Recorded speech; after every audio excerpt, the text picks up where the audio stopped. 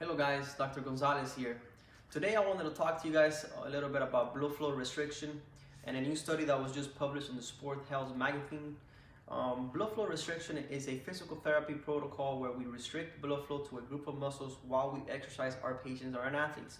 And we have been using it for quite some time. And what Sports Health magazines did, this group of authors, they looked at all the research that had been done on blood flow restriction, and they ultimately came up with a conclusion that is a safe and potentially good alternative treatment to increase muscle size in our athletes and also to prevent muscle atrophy after an injury or a surgery. But I wanted to talk to you guys a little bit more than just what the study showed, because we have been using blood flow restriction for quite some time with very good outcomes. And back in my times with the Andrews Institute, we decided to research and understand blood flow restriction a little bit more, especially what happens at a more systemic or cellular level. So what we did is we performed a study which we were some of our own volunteers.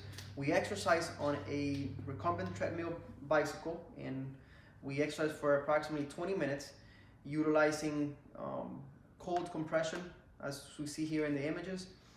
After that, after the protocol of exercise, then we drew blood on ourselves every 30 minutes for the next 3 hours. And then we came back 24 hours after and we drew blood again to see what would happen 24 hours after we exercised. We got this blood and we sent it to the lab, and we wanted to know what was our blood doing. So this is what we found. We saw that immediately after exercise at time 0, there was an increase in the amount of platelets, white blood cells, but most important, and this is what shocked us, there was a statistical increase in the amount of stem cells.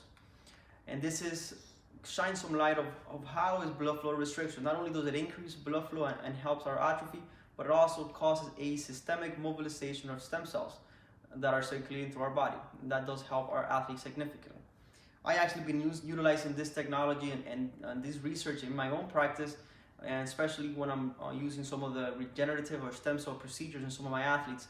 I actually exercise them before the procedure in order to get a higher yield of stem cells. Again, blood flow restriction is definitely a good alternative treatment and something that we have been using for quite some time.